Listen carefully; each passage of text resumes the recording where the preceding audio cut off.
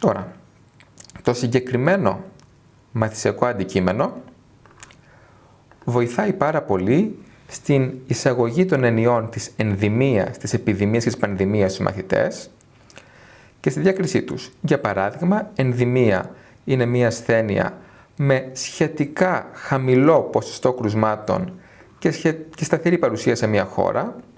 Για παράδειγμα, αν πατήσουμε την Ιλαρά στη Γαλλία, τα τελευταία χρόνια έχει μικρή παρουσία έως και καθόλου. Στη ΣΥΠΑ αντίστοιχα, στην Τουρκία κάποιες μικρές διακυμάνσεις, για τα τελευταία χρόνια μιλάω πάντα, άρα μπορεί να χαρακτηριστεί ως ενδημία.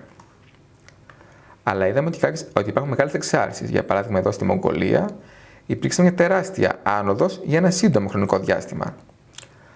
Κατά τα διαστήματα 2016-2015. Αυτή η απότομη αύξηση των κρουσμάτων μιας ασθένειας για συγκεκριμένο χρονικό διάστημα ονομάζεται επιδημία ή επιδημική έξαρση. Αν πάμε, για παράδειγμα, στον ιό έμπολα, βλέπουμε ότι εμφανίζεται σποραδικά σε κάποιες χώρες, σε πολύ μικρή συχνότητα. Αυτά ήταν 1 ή 2 κρούσματα, δεν είναι άξια λόγου. Αλλά στην Αφρική έχει κάποια σταθερή παρουσία σε χώρες και με έντονο χρώμα. Για παράδειγμα, 200 κρούσματα. Αυτά αποτελούν τοπικές επιδημίες ή επιδημικές εξάρσεις. Αλλά επειδή περιορίζεται σε ένα τοπικό επίπεδο λίγων χωρών, δεν μπορεί να χαρακτηριστεί πανδημία.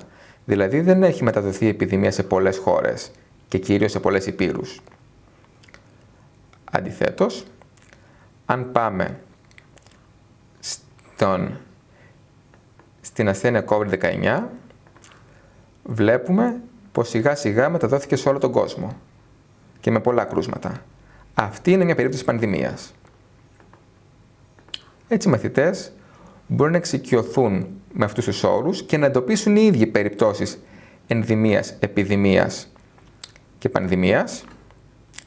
Επιπλέον, μπορούν να χρησιμοποιήσουν τα επιδημιολογικά δεδομένα που είναι πραγματικά επιδημιολογικά δεδομένα από βάσεις δεδομένων και τη γεωγραφική και χρονική κατανομή τους για να ερευνήσουν, για να απαντήσουν επιστημονικά ερωτήματα με μία μορφή διερεύνησης διαφορετική από αυτή του χειρισμού μεταβλητών.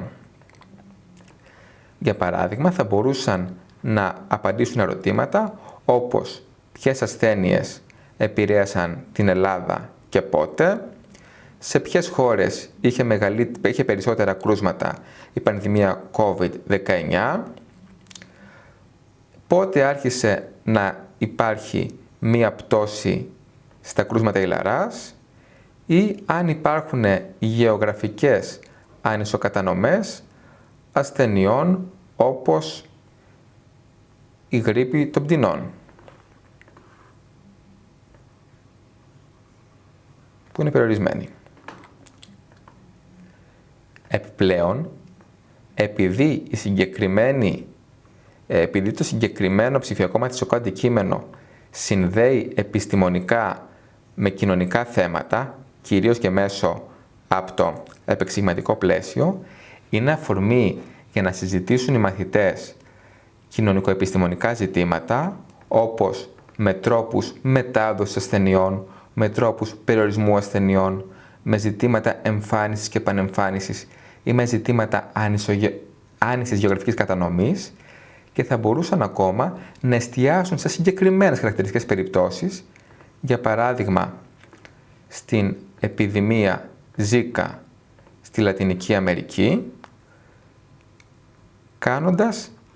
εκπονώντας μικρές μελέτες περίπτωσης, συνθετικές εργασίας ή βλέποντας άλλο υλικό και συνδυάζοντάς το σε ένα ευρύτερο πλάνο μελέτης περίπτωσης.